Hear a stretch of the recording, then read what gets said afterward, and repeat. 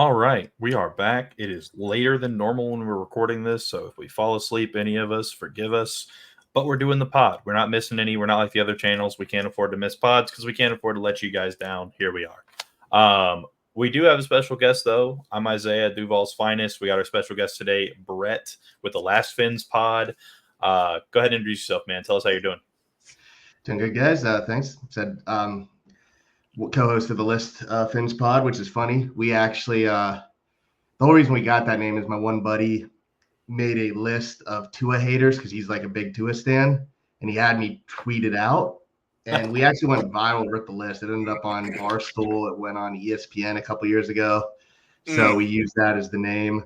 We've had a couple. We're still fairly small. We're doing this. Today's actually the year anniversary for the podcast. Congratulations. Okay. Congratulations. Yeah. Thank you. We actually did a interview with Jim Nagy of the Senior Bowl earlier today, so that was fun.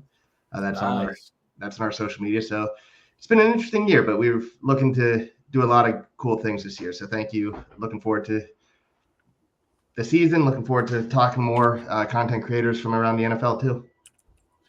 Sweet, man. Well, if you are a Dolphins fan, I'm sorry, but you found a new person to go listen to. So go like and sub. If you're a Jaguars fan, go like and sub too. Just boost this man. We may hate the Dolphins, but we're all in Florida, so let's show some love. I didn't say that for the other guy that came on because I hate other teams, but Florida, I'll let it slide. Trevor, how you doing today, brother? I'm doing good. I'm just ready to see what we're gonna do Sunday.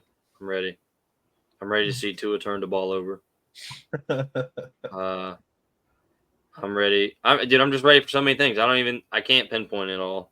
I'm just ready. The regular season's here. First game of the season is on now. R.I.P. Lamar Jackson. Yeah. Okay. All right. Eric, how you doing? I'm doing great. How are y'all doing today? Doing well, man. Great. Good to have you on the show. Hope you don't take too much personal. We have fun, but we have to tell it like it is too.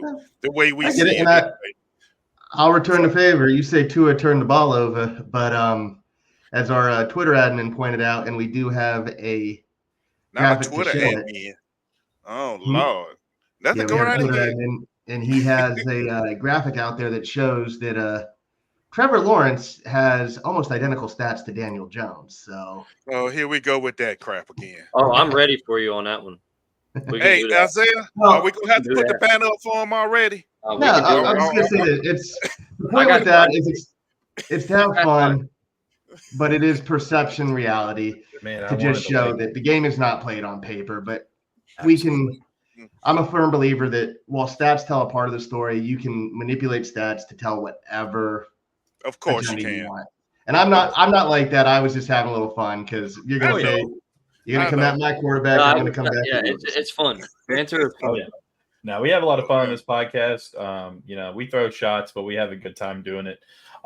With that being said, though, Dolphins Jaguars, as Trevor said, this is a game that I'm really excited for. I think that both teams are poised to have a potentially really good season. I think that there are actually similar things with each team, and I could be wrong about the Dolphins. I'm not super studied up on them, but I would say there could be similar things that could actually cripple the season, such as offensive line problems, because that's been Tua's issue in the past, is injuries from getting hit with the offensive line. Trevor has been, thank God, really healthy throughout the couple of years he's been here, but now even last year he started having those same injuries and issues from getting hit, concussion that went, unmonitored until later. Not having a decent enough backup to allow him to rest. I could be wrong in that. I do actually want to get your opinion on that, Brett. Do you think that's a similar thing where the offensive line could be just the weak point on your offense? Yeah. If you go to any Dolphin, if you go to Reddit, Twitter, Discord, anything, the biggest area of contention is the offensive line. In the playoff last year, we ended up with 4 backups, which you never want to see. And then we lost Connor Williams to free agency and brought in Aaron Brewer, who in theory fits the offense, but you never know. It's all projection. Everybody wanted offensive line in the first round. We didn't go offensive line. We got Patrick Paul in the second round. He's a tackle. Well, we have Austin Jackson and Taron Armstead as our tackles, so he's not going to play. And what's also lost in that is we re-signed Kendall Lamb, who's been a very good third tackle for us. So we're going in to this season with Liam Eichenberg, who famously last year had a 4 rating from PFF in the one game he played. So he's the bane of most Dolphins fans' existence. And then Robert Jones is the other guard. So a lot of fans are very worried about the offensive line. The point I've made and I've seen is because Mike McDaniel comes from the Shanahan offense. If you look throughout history, the idea is just find athletes and just trust the system. We haven't had a good offensive line since Tony Sperano, which has been 10 years. So it's really a believe it when I see it kind of thing for Dolphins fans. But yeah, most fans feel that that what will really cripple us is the offensive line. And a lot of people do feel that we kind of lack physicality to go against the elite dogs. Yeah, and I think that we've got a similar issue, and I'll open this up to the guys. I keep looking this way because like screen, but I'll open it up to the guys as well. I think we have a very similar issue. I think our defensive line matches up well against y'all's offensive line because of the fact that we do have 2 guys in Trayvon Walker and Josh Allen, and now we added Eric Armstead. Mason Smith looked good in the preseason. Allegedly. Big number 52, Mr. D. Ham is playing back at his full potential and how he was playing pre blood poisoning, sickness stuff. So we'll have to see. I mean, I know we talked about this, I think last week or the week before, about what we think is going to be the worst thing for us is to be the offense. We'll talk about that with Jags United a little bit, but what do you guys think? Y'all have similar sentiments about the Jaguars? I think their offensive line is to the point that other than their Armstead, I couldn't name anybody on it because they don't do anything notable. The only reason I know our offensive line is because it's our team, because they also don't do anything notable. Right. That being said, the game's going to come down to who can protect their quarterback the best, and I think we have a better front 7 on defense than they do. Personally, I feel like our front 7 now is way more elite than theirs. Man for man, position for position. I think Trayvon Walker, Eric Armstead, Devon Hamilton, and Josh Allen, if they're on the field at one time, that offensive line stands no chance. I don't think there's a shot in hell that they're stopping all 4 of them, because you're going to have to double team somebody, and every one of them's elite. You got to stop them all. Or even they put in Mason Smith. I mean, that guy's a mountain of a man. Yeah. You guys lost Wilkins, didn't you? Yeah, he's a LA, a Raider. He's a Raider of Vegas. Good for him. I'd rather took less money. Yeah, we did. He just got too much money. He just got money that we weren't willing to meet up. And same thing with on the offensive line. We lost Robert Hunt. Most Dolphin fans were like, okay, we'll give Hunt $10 million a year. And he ended up getting $100 million over 4 years. So that's insanity. Yeah, the guard market was rough this year. And so then it was Williams was one that was on my radar to maybe come to Jacksonville. We ended up getting Mitch Morse instead. I'm not. Williams is a center, right?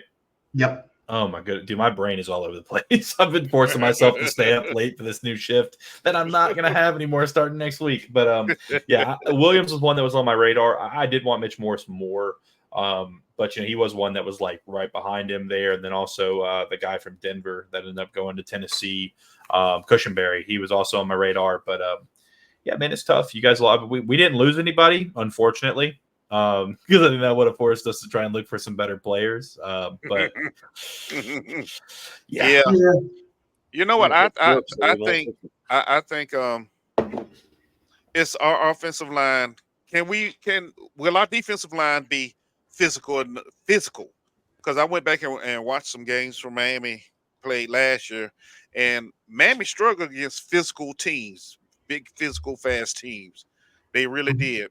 Because while they're running the ball, they're doing the zone blocking scheme. And that's the only thing that worries me a little bit. If we forget to keep them edges set, with that cutback lane, that's the only thing that worries me. As far as the secondary, I mean, Jalen back there, but we know Jalen a little older than, he's not the lockdown Jalen. So, and then y'all have Holland, some guy named Holland. We have Devon Holland. We have Jordan Poyer. Yep. We signed Kendall Fuller from Washington. Right. So the defense is going to be different, interesting this year because we actually moved on from Vic Fangio. Exactly. That was going to be my next point. Yeah. Yeah, and we were sold that Vic Fangio was the missing piece. Like as a fan base, everybody's like, he's the missing piece. And statistically, the Dolphins defense wasn't bad last year, but if you look at it, it looked better against bad teams. Yes, exactly. The big issue was his defense he's very stubborn. So we end up in situations like we have second-year undrafted player named Kader Kahu, who was good as a rookie as a slot. Because of injuries last year, he had to play boundary, and they just had him shadow Stephon Diggs, and Diggs went off for almost 200 yards and like 2 touchdowns. There was no adjustments there, and that happened a couple of times. You heard the players all complain about him. They were very vocal about not liking the scheme. When Fangio left, Javon Holland actually posted a video doing the kick rocks. He threw rocks on the ground and kicked it, basically saying, good riddance. And we're going more to, so he was not very popular. And sounds like Dave Caldwell, or not Dave, Mike Caldwell. Mike Caldwell. I wasn't a big fan of the defensive scheme. We're going to, we hired Anthony Weaver from Baltimore. He was their assistant head coach. Yeah. Early on, it looks really promising. We talk about, like, you can talk about the your front seven. And the big thing right now is our top 2 edge rushers are coming off of serious injuries. Bradley Chubb is going to be unpupped still, PUP, because he had torn ACL. Jalen Phillips is ready to play this week after tearing his Achilles. Yep. So there's that. We still have Zach Seiler, who had 10 sacks as D tackle, but you're relying on a couple rookies, Muhammad Kamara and Chop Robinson, who we took in the first round. So it is very much promising, but on paper, I would say you guys do have right now the better front seven, although I do think we did upgrade from Jerome Baker and getting Jordan Brooks from Seattle and from Xavier Howard to Kendall Fuller. And of course, Jordan Poyer's still a decent safety. So I'm excited for the defense. The point about you guys, because you guys have all those rushers, and I did see you have Armstead. So having Armstead go against our interior, which is a question mark, especially with Aaron Brewer missing all the preseason with a broken hand, although he's apparently going to play. That is going to be an issue. The other thing I'll point out is you're talking about Miami struggling with big physical teams. As much as everybody loves Mike McDaniel, he is very creative, but sometimes he gets in his own head. He's too cute. And the advanced stats show when Miami just is like, screw it, we're going to run up the middle, we're actually a top 5 running team. The issue is he likes to get the speed guys out wide, and that's when we struggle. Right. And there's nowhere to go but up for tight ends either. Do you want to guess how many touchdowns our tight end room had last year? I'd say 5. 1. 0. Ooh, that was my first guess, but I didn't want to. I was like, man. We had no touchdowns. We added Jonnu Smith, so that should help. But we gambled on Durham Smythe being a number 1 tight end last year. And our number 2 tight end was an undrafted rookie from Campbell, so a D2 school. Now, he's looked better. Julian Hill's his name. He's looked better this preseason, but it's still like you can't get any worse than tight end. So really for me this year, I just want to see them focus more on running the ball. That's the Michigan fan of me. I love smash mouth football. So I do want to see that a little bit more. And you even hear the players talk. Tua, Tyreek Hill, they all openly admit they got caught up in the chasing the stats last year. And I think towards the end of the year, especially as injuries caught up, it did hurt us as the season went on. Yeah, I know too. A-Chain, he like you watch like videos of him, like a lot of his plays came off of those like reverses and like cute plays and trick plays and stuff, like a lot of his big runs. And then like whenever they started putting him up the middle, of course you have 2 guys in A-Chain and Mostert who are considered to be speed guys. Mostert is a lot. I think people don't respect Mostert between the tackles like they should. I think the problem with A-Chain is that last year I don't think he was really built to take between the tackles too often. I think he can, and I think he's got good contact balance, but I think they were trying to do too much, like you were saying, with getting them outside, and it worked when it worked, and then when it, like other times when a defense really bowed up and got after him, they just couldn't get it done. And that's really the gimmick for kind of the gimmick, per se for Miami is just there's just so much speed. They probably have the fastest offense overall in the NFL when everyone's healthy. So it's really hard. Added 2 more sub 4.4 guys in the draft. Exactly. So it's hard to look at that offense and say, maybe they should just run a smash mouth offense. It's hard to say that because you want to see those guys get outside the tackles and get into the secondary. But at the same time, it's like when that's all you have, people can rush 3 or rush 4 and just sit everybody back. And, it's just at that point you can only run so many people down the field and into gaps. So, that's the thing though. If you look at Miami offense from last year, their vertical game wasn't, how can I put it, as prominent as you would have thought with Tyreek here and the crew. A lot of it, was intermediate, intermediate or bubble screens to receivers trying to get their speed out, on the edges, one-on-one. So that's something else. I think Miami, that their theory is, hey, get them the ball in space and let them run after the catch. That's what they're looking for, yak. And if you look at Tyreek, that's how Tyreek get a lot of his after the catch. Not the initial catch, but after. Missed tackle, and then he's gone 9 times out of 10. So, And of course, the other issue is Jalen Waddle was banged up a lot last year, and he still put up good numbers. But we were expecting Braxton Berrios to be the third guy, and he didn't do it. You're expecting Cedric Wilson couldn't do it. We traded for Chase Claypool last year, and he had nothing. So if you look at a lot of the film towards the end of the year, as you look at the film towards the end of the year, when Tyreek and Waddle were both banged up, no one was winning off the line of scrimmage. So while everybody talks about the offensive line, my theory was Miami said, okay, the system will work. The issue is we just don't have guys who can win after our top 2. You go out and get OBJ. He's on PUP right now, but you're hoping to have him as the year goes on. I'm sorry? He's going to stay there the rest of his career. He might, yeah. There is some talk about that happening. Don't get me wrong. I love OBJ, but he should have hung him up. Yeah, fair enough. Yeah. We added another running back in Jalen Wright, who is physical, but he's another sub 4.4 guy. Yeah. And then one of our 6th-round picks, Malik Washington from Virginia, another wide receiver. He's probably going to be the number 3 wide receiver to start the year, and he had a really good camp. He's doing a lot of the reverses that we were doing with other people, but he's winning in the slot. And yes, it's preseason. But then of course, as I mentioned, we added Jonnu Smith as well. So it's definitely Miami's trying to get more shifty guys so they can have Tyreek Hill and Waddle go more vertical. Yeah, because it's more about the eye candy part of it. It's the eye candy. That's all it is, eye candy. To get you looking somewhere else so they can hit you behind, get you behind, you fall asleep. Bubble screen here, zone run to the left here, a little reverse to the right. Simple. The next thing you know, Tyreek done screamed down on the post, and everybody done forgot about him because you're looking for the runs and the reverses. So, yeah.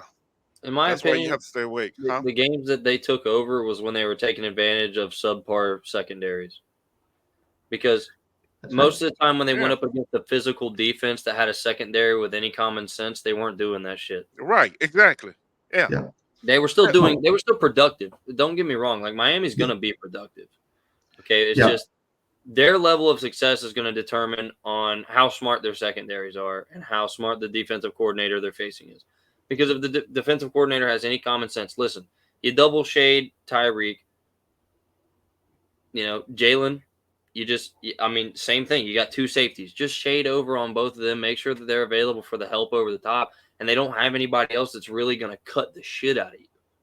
No, they've got some players that are going to make plays, like Devin A-Chain and stuff like that. They're going to make plays. Exactly. It's absolutely going to happen. Yeah. At the end of the day, too, when Tua's got people in his face, he is Tua turn the ball over. And Trevor Lawrence had the same problem. He has been correcting it. I got to give him quarterbacks. They all have that problem.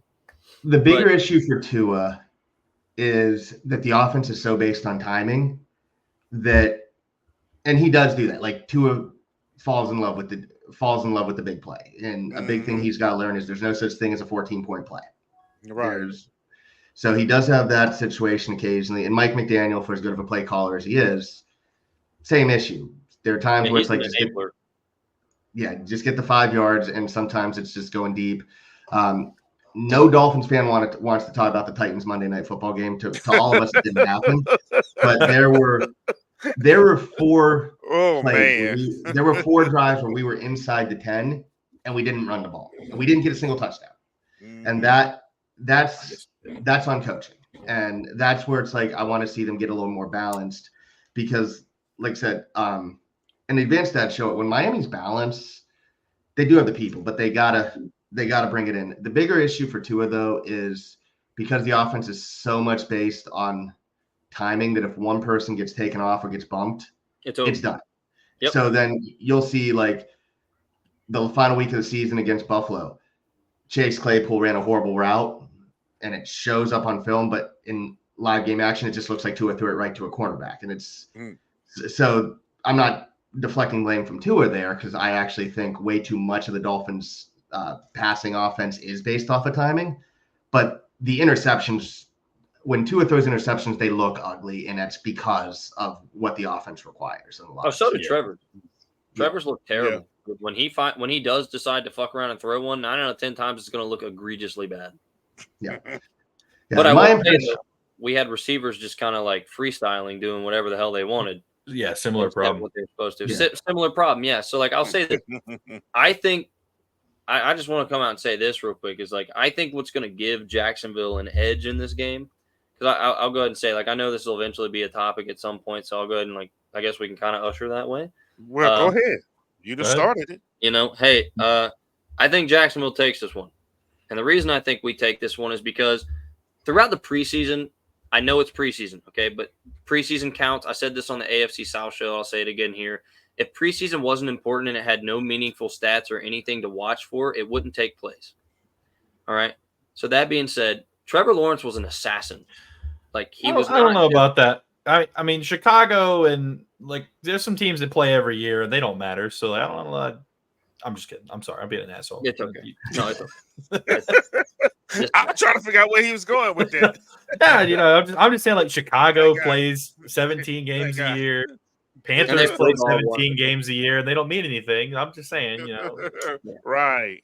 But I can say this. We've all talked about it on the show that Trevor Lawrence is throwing the ball with a touch that we have never seen from him before. Like, just you can't. It's undescribable, but it's one of those touches you can't teach. Mm-hmm. It's you either got it or you don't. And I'll tell you this. If the offensive line stands up for even half a second, Trevor Lawrence is going to be in the MVP conversation this year. I don't think there's any ifs, ands, or buts. He was on pace for it before his injuries with one of the worst lines in the league. Okay, so you take that away, and if our offensive line stiffens up with any of the things we've done, which I hope so, but they are still the biggest question mark, as we discussed, he's right back in the MVP race. And I'll say this, too. Brian Thomas Jr. has shown it doesn't matter who you throw in front of him, he can burn him. It does not matter. Put anybody in front of him, he can burn him. Because you're not going to outpace him. It's probably he's not literally speed-wise as fast as Tyreek, but he's similar speed to Tyreek, similar, with more size. So, I mean, you think about this, he was toasting everybody. Like, that's starters and all in the joint practices and everything. This is not like just preseason against third stringers and second stringers. Like, he was torching everybody. But like I said, I think what's going to come down to is our front seven is going to be able to disrupt an already questionable offensive line more than I think the Dolphins front seven will be able to do the same to us. And I think that's really what it's going to be. It's which quarterback's going to have the cleanest jersey is who's going to win the game, in my opinion. So, I saw something just to chime in really quick. I saw something that was actually really interesting to me. So Brian Thomas Jr., while he had a slower 40 time, of course, he didn't break the 40 record like Worthy did. They actually had only a 0.01 difference in their 10-yard split. That's insane. So like he has inhuman acceleration. I think that helps him a lot. And that first 10 yards off the ball, especially if they're pressing, you know, he's a big dude. He can get around people. But if they're not pressing, I mean, he's in your face within half a second, basically. I mean, he's there. Yeah, he closes the gap. I think that something that's going to affect the Dolphins, now that we're talking about who I think is going to win. I mean, I think Jacksonville's going to win. I think that part of that for me, of course, Jaguars fan. I host a Jaguars podcast. I want them to win. But, I think that the Dolphins are going to have to devote too much resources. When I say that, I mean they're going to have to pull Holland and they're going to have to pull whatever corner to shadow Thomas consistently, because I don't think there's a corner on the team not named Jalen Ramsey, who's currently injured and looks like he's not going to play, who can cover Brian Thomas one-on-one.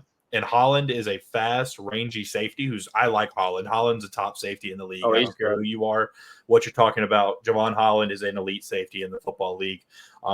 And they're going to have to devote him to helping cover with Thomas. And that's going to open up those guys like Christian Kirk, Gabe Davis, Ingram, who people seem to forget that we have. Yeah, Ingram. Tyreek Hill, Travis Etienne out of the backfield. Right. I think our defensive front seven and defensive line is better than the Dolphins' offensive line. And I think that on when it comes to our offense, I just think they're going to have to devote too much to stopping Brian Thomas Jr., and that's going to open up too many opportunities for other guys. And I think that Brian Thomas Jr., if the Dolphins mess up and put Jordan Poyer over him, I think that Trevor should throw that ball 100% of the time. Jordan Poyer is slow. He's never been super fast, but he has elite placement with his body, the way he plays the football and his zone coverage. Now he's getting up there in age and has gotten slower. He's lost a step. But I think if they put him over top of Brian Thomas Jr. and he's on a go or whatever he's on, I'm throwing that football every time.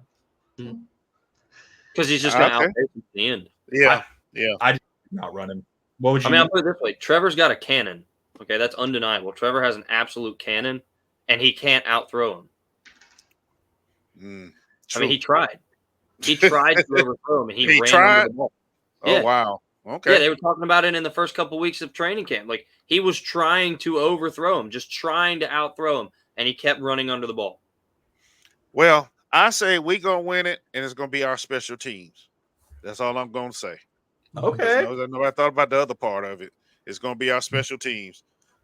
Because, I mean, honestly, yeah, we got the defensive line. Okay, both offensive lines shaky. Okay, we say both running back. The running situation is good. Quarterback, okay. Of course, Teal don't scramble, so that kind of helps our front seven a lot too. Well, he will scramble now. They actually had him lose weight so he could get back to scrambling. Okay, yeah, all right. I didn't know that. So, but until he proves he can hurt you by doing it, yeah, we really ain't gonna worry about it. We will when he start, but yeah, that's a wash. Secondaries, that's hard because we brought in so many new people. But I think our secondary just is a little bit better because of the unknown for Miami. I really don't know more about Miami, so I have to go with my homeboys. Well, I'll say other than Holland, like with Ramsey gone, what do you got? Fuller. Honestly, who's probably going to come up is a guy who's had a really good camp is Ethan Bonner. Right. He's able to go stride for stride with Tyreek Hill, and he's had a really good camp. He's more famous for being one of the only white cornerbacks in the NFL right now. Oh, Lord. But he did have a good camp, but I'm not saying that. But he'll probably be the starter. And then we also have another undrafted, but he's having a good camp. Part of the all-name team, we have Storm Duck. Storm Duck, yeah, that's right. I forgot about Storm Duck, dude. I forgot about Storm Duck. Oh, Lord. I do, like I said, and I will also openly admit this, and I said this on our podcast. I didn't know a lot about the Jaguars going in, so that preface also had a lot.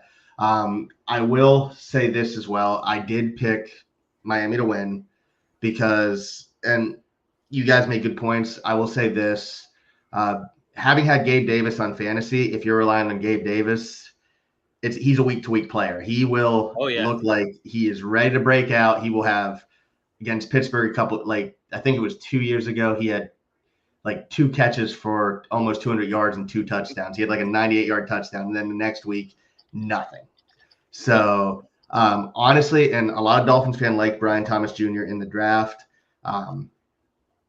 I tend to be a little hesitant towards the bigger wide receivers just because of the systems, and they have to adjust because they're no longer physically physically imposing against corners as they were in college. But I have heard he's had a really good camp, so that is going to be a fun matchup to watch. But honestly, to me, in your passing game, the biggest issue is going to be Ingram. Miami historically does struggle with tight ends. Now, I don't know if this has been the case since he's been with the Jags, but I know Ingram with the Giants tended to have the case of stone hands occasionally. No, that's gotten better. He's had very minimal drop since being in Jacksonville. So I wasn't sure about. Actually, the best tight end in almost every tight end category. Yeah, he had the highest catch percentage out of all tight ends last year. Oh, no, dude, he was over 1,000 yards. He was a stud. Yeah, a tight end. Yeah, we have struggled with tight ends traditionally, though. I do think signing, because now we have Jordan Brooks and David Long as our linebackers. That changes a lot. And the other thing, I think the biggest way to beat Miami is to run the ball against us, because while many people are excited about the defense, it is, especially for a 3-4 defense, going to be undersized. So for you guys to win, you guys will have to commit to the running game, and it will have to be the Travis Etienne show. For us, I will just say this, and there's some biasness from me from watching Doug Peterson. I think the difference is I think Mike McDaniel is a better coach than Doug Peterson. So I think that'll be the difference.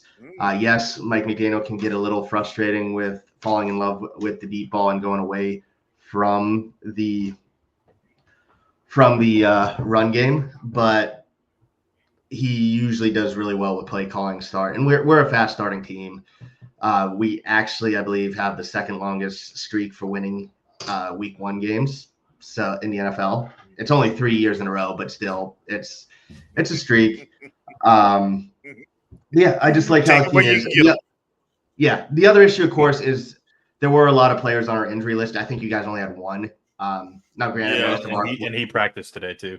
Yeah, most of our players were rest, but I just think if it comes down to coaching, and while you guys do have some exciting weapons, Miami, Waddle and Hill are just instant big plays.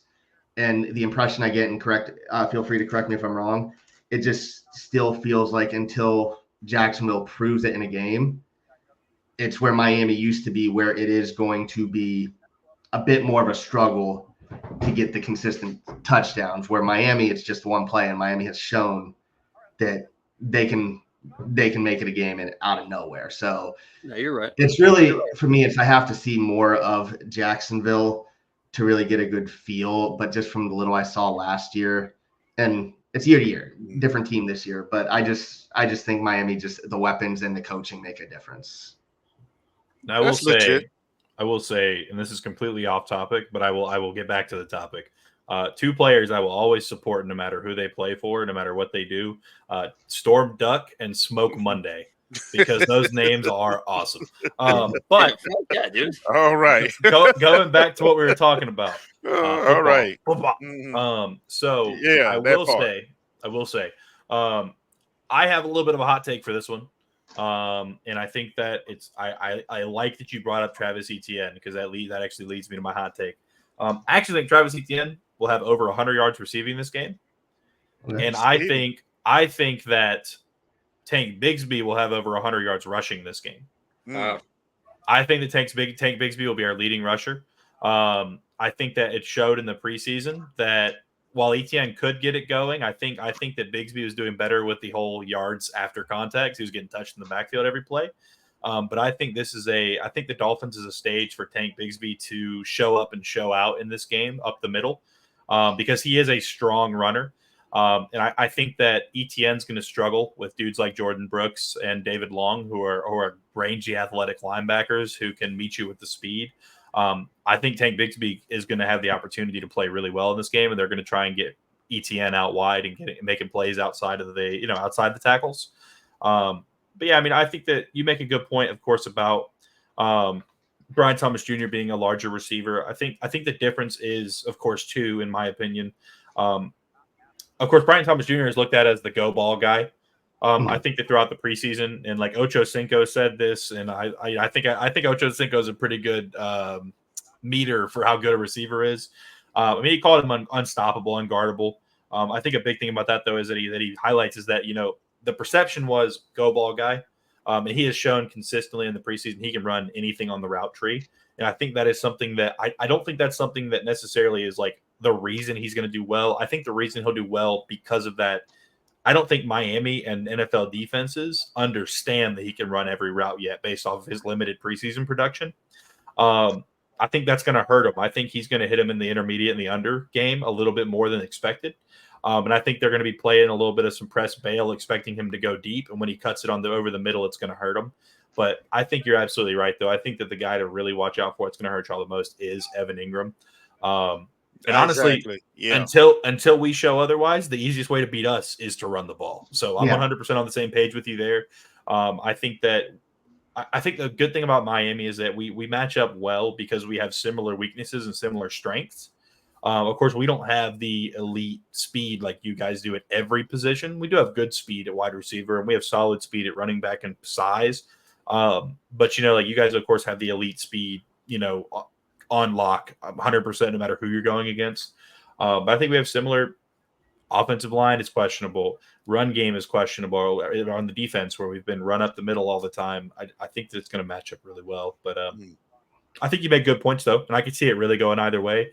And that is something that's hurt us in the past. Tyreek Hill and guys like that. We do great. We lock dudes down, and there's one play where we have a slip up, and they're gone for 90 yards or 80 yards or whatever it is. So it's going to be a tough one.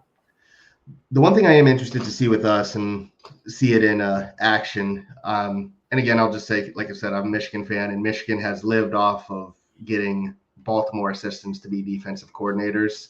So Miami is doing that this year. The Baltimore assistants are one of the few teams that have a different view on coverage versus pass rush. Mm-hmm. They're one of the few teams that feel that the coverage helps the pass rush and not the other way around.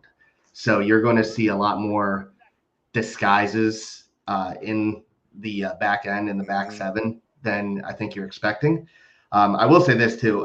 Jordan Brooks is such an upgrade from Jerome Baker. I don't think people Jordan Brooks is so good, man. Jerome Baker, the joke I always made is he was the worst linebacker in the league until the middle of October. And then he became one of a top 10 linebacker, but it was just always that first half of the year, he was just so bad that you can't even deal with it. But I would say that, if Jerome Baker was still on our team, we saw it last year, week 1 with the Chargers, you'd probably have two running backs over 100 yards on the ground. Yeah.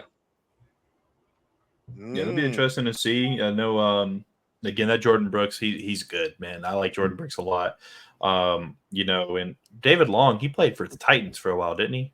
Yep. Yeah, so we've seen him, and he has his games. He's an athletic player. Yeah, man, I just think it's gonna be. I think it's gonna be a good game. Honestly, I think that no matter what, I think both teams will walk away. I think both teams are gonna walk away from this game saying, we did some things great, we did some things bad, and we did some things decent. And but I think it's gonna be a battle. I think it's gonna come down to the end. I don't think either team's gonna run away with it. And if they do, I think it's because of a collapse from the other team, not necessarily they just completely outdogged them. I think something's going to go wrong somewhere that causes it, but I think it's going to be close. Well, what we're going to have to remember is this live action for real now. This is real. Oh, yeah. This is not the preseason where you run out 81 players in 1 week and, 60 something next week. So, yeah, this is real now. So whoever supposed to be playing starting, they finna get the knob. And of course, the microscope gonna be on you because it's the first game of the year, so it counts from here on out. I've been watching. No, I'm sorry. Go ahead. Oh no, I was just going to wait for you. Okay. No, But what I'm saying is, you got two defenses. Okay, learning new schemes, new coordinators. Okay, yeah, that'll be interesting to sit and watch. And what fans gonna have to understand, right? This is the first game. And there are going to be mistakes made. Each team is going to make a big play. That's the NFL. That's what they get paid to do, right? But the thing going to come down is what defense can stand up at the right time, stop the other team, and be able to say, we took this home. I think it's going to come down to the defenses more than the offenses. I really do. So that's it. I'm done with that. Go ahead, Isaiah. You was looking at something. I've been watching the the game that's going on right now, and it looks like the Ravens are just kicking the ball like into the end zone every time. Like they're not even trying to let them return it. Yeah, and that's what a lot of coaches. That's what a lot of coaches said they might do. Yeah, it comes out to the 30. Okay, yeah, I give it to the 30. They've tried some stuff. I know in preseason the Dolphins have even had their punter doing the kickoffs. They're just trying to see the best way to do it. Put a linebacker out there, let them kick honestly, run down the field. You know what? Honestly, since the penalty is only putting it out to the 30-yard line, kick it out the back of the end zone. Why not? Yeah, man, extra 5 yards compared to what it was. It's really not a big deal. It's the offense still has to drive the length of the field to score.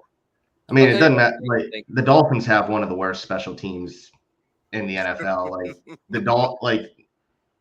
The fans are so shocked that Danny Crossman, our special teams coordinator, hasn't been fired. He actually got promoted to like one of the assistant head coach positions, but our special teams have gotten worse every year under him. Sounds like Prince Taylor. Well, yeah, obviously. I mean, like, dude, how do you think they always have a 90-yard touchdown pass? Because they're always on the 10 fucking yard line. Yep. They can't return a football. But yeah, we have a lot of that. So I'll tell you what, though. I've done a lot of listening this episode and just kind of taking stuff in. When it comes to the taking stuff in, huh? Sorry, no, you're good. I think what the key to victory is going to be is, like I said, the cleanest quarterback. But I think Tua still has the same problem that was his knock coming out of college, which was he's not a quarterback, he's a system player. Because like you said, if you knock the timing off, he's probably throwing a pick, which means you're not reading the field.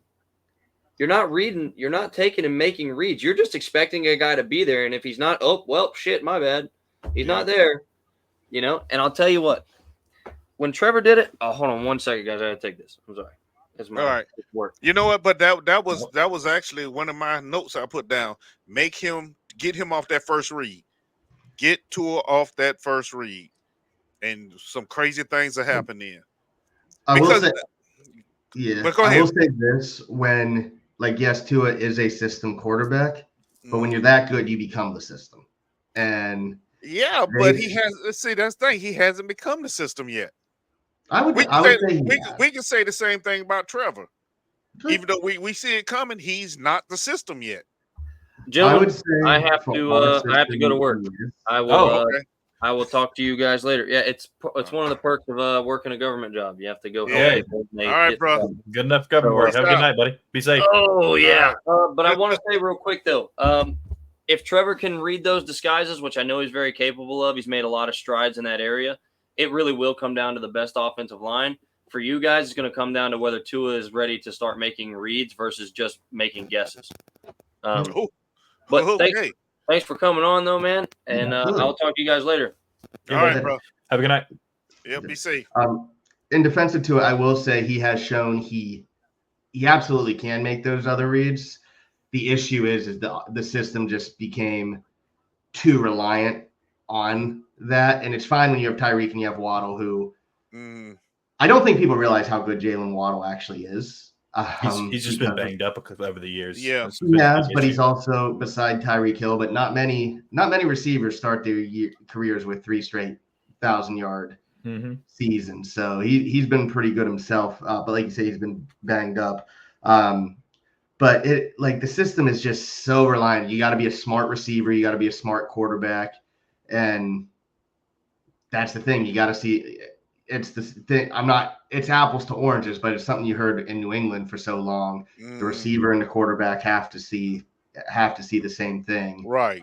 And that's why, and if you look at the stats, they weren't great, but that's why Trent Sherfield, who's nobody, actually had a pretty solid year 2 years ago as our number 3, but then no one else stepped in. So there's so many complexities to the offense. But I'm not worried about Tua making reads. The bigger issue, like I said, is that offensive line. Like Liam Eichenberg, he gets put on skates way too much. If you go onto Twitter and type in Liam Eichenberg, you're going to see him on skates. It is bad. Yeah, we know that feeling. Yeah. Oh yeah. So that's the big thing there. And I just want to give you guys my impression of the Jaguars, because I admittedly didn't really follow the impression. And if this I don't know if this will make sense, so I'll try and explain it. Is I feel you guys contended a year too early, because what happens, because I've seen this happen to the Dolphins many times, you sneak up on people that 2 years ago you snuck up on people, you got the win, it was great, and it kind of makes the team ignore some of the roster issues, and you think you're closer, so you make moves you wouldn't make. And I think, and yet I saw Trevor got hurt last year, but I think you saw that as what had you guys take a step back more than anything else. And honestly, I wouldn't be shocked if you see the same thing from the Texans this year, who are talented, but you had Kenny Mixon, you had Stephon Diggs. Those are egos. You're going to add in chemistry is everything in the NFL. Right. So I wouldn't be so that's the impression I got, and I speak from experience seeing that with the Dolphins many times where we sneak into the playoffs. Difference is you guys won a game and came back from a big deficit. So it's apples to oranges there. But that's the impression I got, is where it just, and I don't know how Jaguars feel, but I don't really have a lot of respect for Trent Baalke as a GM. But it just feels like they overestimated where you guys were, and it kind of, rather than, it was one step forward, two steps back. So I'm interested to see where it goes this year. Because I'll say this, I was very frustrated. You guys beat Buffalo last year in London, but I was very frustrated watching you guys that game. Oh Lord, you weren't by yourself. You can believe that. Yeah, wasn't by yourself. Yeah, we get frustrated as well with them sometimes. But actually, we're hard on Baalke ourselves, because we question a lot of his decisions. And I think you make a very valid point there about being a year too early and became content with what we had and overlooked what the main deficiency was, which we're still talking about 2 years later. This offensive line. So yeah, but you're correct. But I think this year, and we've spoken about it on the show quite often, Baalke has really stepped out his normalcy of doing crazy crap and actually making some very valid moves, contract wise and personnel wise. So now we just need to see the end product on the field now, and I think we have it. It may take a quarter or two to get it gelled pretty good, but I think we'll be all right this year. I really do. I just want to see one of our tight ends get a touchdown. I mean, we fixed our issues. We fixed our issues with backup quarterback. Now, if Trevor gets a little ding, at least a little ding, and he needs to come out, we still have a capable quarterback of stepping in and continuing to push the team. And I think that will kind of help the free fall last year, because Trevor had to play hurt in order for us to get any type of win or motivation going, which, oh Lord, that was a hard one to watch. Yeah, but yeah. So but you make sense. But I think Baalke, and we all said Baalke has done an outstanding job this year. Now, whether it's going to pan out to anything, we're about to find out. We're about our first 3-4 games. We're gonna find out a lot about this team real fast. Yeah, and where we're headed at. We're gonna find out a lot real quick. Yeah, and with the combination being Houston, because we got to go to. I will be at that game, y'all. I'm telling you, I'm gonna be there on Houston side with Jaguar gear on, talking big smack. Let's go. Yelling Duval every chance I get. I'm just telling y'all now, so be ready. September 29th. I agree with your assessment. I think that we definitely, and I've said that before on the show, that I feel like we got there really quick. Of course, I was happy and riding the high, but of course, there were definitely some missing things, and Baalke really just sat on his hands, and I've talked about that multiple times on the show as well throughout the offseason. Last year and throughout the offseason this year, that we just sat on our hands and said, hey, we're good. And then an offensive line unit that ranked like 16th or 15th was ranked 31st the next year. So, it's really one of those things where, unfortunately, we kind of got there. We had those issues, and we did that. I think we did make some good moves. Now, to say that the offensive line is fixed is definitely not the case. We still haven't seen that unit together in a regular season game doing everything. But, and I said similar things about the Texans, too, last year on this AFC South show. I said I think they were playing above their means. Nobody knew who they were. CJ Stroud came in and was hot, but you saw when Tank Dell got hurt, he lost production. And they want a playoff game. Not going to take that from them, but I mean, it's kind of one of those things where sometimes you can catch them by surprise, and we did, and they did. It's going to be a tough year in the AFC South. It's going to be a tough year in the AFC East for you guys too. I mean, it's another competitive, strong division. I think it's going to be a good game. I'm excited for it. Yeah, I'm curious to see I'm curious to see how it goes too. AFC East, I think, is still going to be. I refuse to buy into the Jets hype. I just refuse to. I think they still suck. Yeah, I'm with you on that one. Yeah, they suck. I think it's definitely Buffalo and us. The questions, like I said, it's going to be whether we can go from a good team to a great team. The first 2 years under McDaniel, year one, Tua got the concussion, and we won one game where Tua didn't start. That tells you the drop off. Last year, we had against Kansas City, our top 3 edge rushers weren't on the team the week before. And we had backups to backups on the offensive line. We had backups at linebacker. We were beat up. So the big thing will be health, which is NFL, everything, but it's luck. But I want to see how we take that step. I'm excited for the game. I'm excited for real football. I like what I've seen from preseason, but I'm excited for it. I'm excited to see how you guys do because Jacksonville's always kind of one of the, even though I didn't pay attention, they're one of those teams that you kind of have a soft spot for. Like I said, I'm in Pennsylvania, so even though I'm a Dolphins fan, I have none of the in-state hatred for teams. But even though you guys did end Dan's career on a very sour note. So. That was a wonderful note that day. Oh man. But we have different ideas of what wonderful. I wasn't even alive, but I still love it. Well, I was, and yes, that was a wonderful game. Wonderful game. Fred Miller should go in a Hall of Fame just for that game alone. Fred should go. Okay, but anyway, back to what you were saying. Well, Brett, I'm sorry. Go ahead. No, that was it. I was going to say I'll be rooting for you guys. I have an irrational hatred for the Titans now after last year in the Monday night game. I have a jersey, a Will Levis jersey because of that game. Yeah. My roommate is. I'm not even saying that. My roommate is a Penn State fan, and Will Levis couldn't beat out Sean Clifford. So I just give my roommate so much crap about that because I'm like, dude, you're the better quarterback went to Kentucky. But that's a shame. I remember watching that game. I was bowling. Me too. And they had it on there, and I'm like, man, what the hell? I was texting in the group chat. That was the team admitting they took their foot off the gas. Took their foot off the gas. They went to the locker room. That was like, really?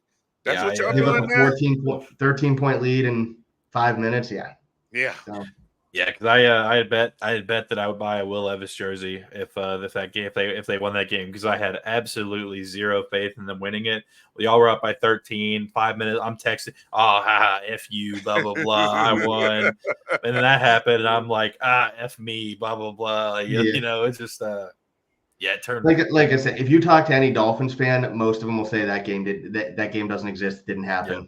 I've said that. I said that, Isaiah, didn't I? Yeah. I'm a man of my word. I bought the jersey. I wore it on an episode of this AFC South show like I said I would. It is whenever I moved, it is not one of the jerseys that stayed out of storage. But I did my one episode. I bought it off of that one site, the China site, whatever. I can't remember the name of it. Not Temu. The other one. It's a jersey one. DHgate. That's the one. It was $34. Took like 8 weeks to get here, but I got it. Okay. But yeah, man. That's kind of all I have for this one. You guys have anything else before we closing statements? Anything before we get going? Well, we have a guest on. So, you have anything else to say, Brett, before we close it out? I was gonna say, thanks for having me. Ready for a good season. I'm sure we'll get trash talk from you guys if you guys beat us, and I'm sure my friends and I will return the favor because it's all love. Just anybody. I'll say this for anybody watching: support content creators. There's a lot of good ones out there. Just keep growing the platforms, because a lot of the platforms are a lot better than what you'll get on national television. So just keep supporting podcasts, keep supporting your local coverage, and that's pretty much all I've got. All right. Well, thank you, sir. We do appreciate you. And to all our listeners and followers out there, hey, keep pushing, subscribe, keep viewing, and keep giving us them likes on our shorts, man. We work hard for you, believe me. We always trying to come up with something new for you. All right. We're at 234. Huh? We're up to 234 subscribers. Yeah, we're all right. That's what I'm talking about. All right, keep it coming. Hey, I'm telling you, what y'all do is if you got friends and you say, do you listen to podcasts? And they say, yeah, say, give me your phone. And you type it in for them, right? And then once you pull up the site, you say, hit subscribe and let them hit it. And there you go. And let them start enjoying it just like you. Sometimes we have to help little brother. Sometimes we have to help our friends, y'all. Sometimes we have to help them. You know, they're a little slow. But anyway, thank you, man. Appreciate you. Trevor! I had to get it in.